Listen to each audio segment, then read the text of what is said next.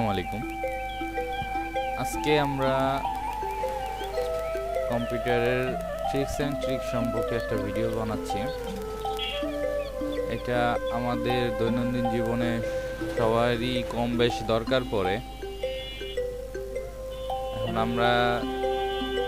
এটা হচ্ছে আমরা যে বানাবো, মানে ভিডিওটা যে সম্পর্কে হচ্ছে সেটা হচ্ছে কিভাবে একটি ইমেজ ফাইলের লেখাকে আমরা ওয়ার্ড অথবা আপনার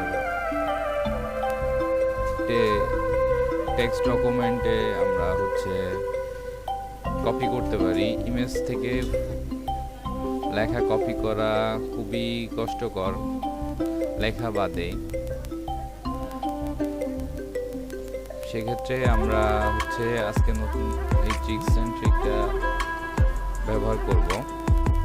সবাই কম বেশ গুগল সম্পর্কে পরিচিত আছে। আজকে আমরা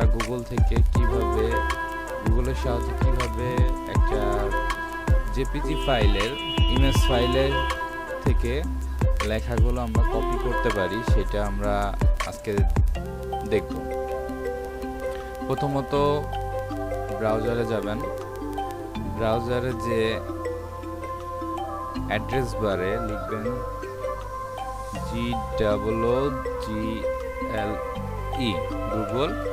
google.com এন্টার মারবেন।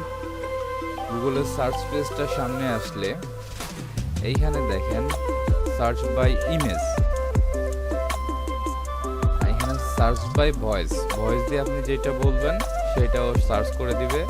আর এখান থেকে আপনার পিসিতে অথবা ল্যাপটপে, ডেস্কটপে অথবা ল্যাপটপে, মোবাইলে যে জায়গায় ছবিটা আছে ছবির মাধ্যমে আপনি সেই ছবিটাকে সার্চ করতে পারবেন অথবা সেই ছবির লেখাটা কপি করতে পারবেন। আমরা সার্চ বাই ইমেজে ক্লিক করলাম। এখানে লিখছে drag an image here or upload file. আপনারা ড্র্যাগ করে এখানে ইমেজটা ছাড়তে পারেন। আমি আপলোড করে দেখাচ্ছি।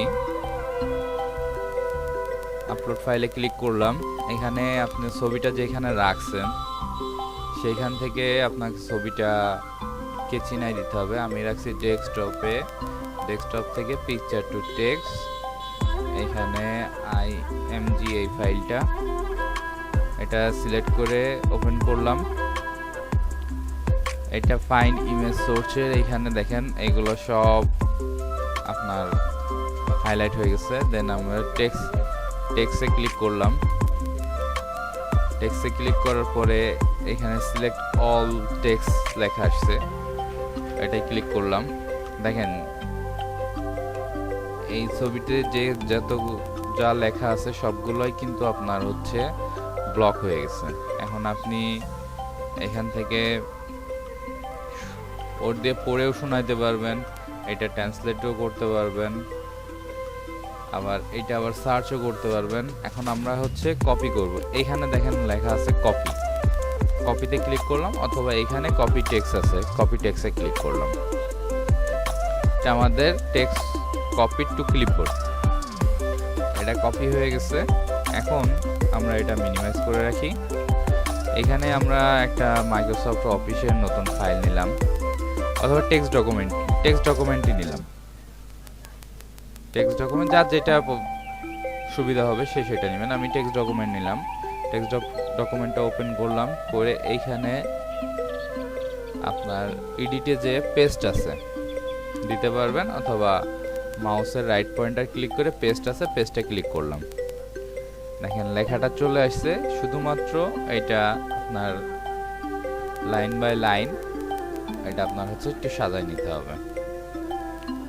ঠিক আছে, এই আপনার টেক্সট এই ইমেজ ফাইল থেকে টেক্সটে রূপান্তর করার নিয়ম।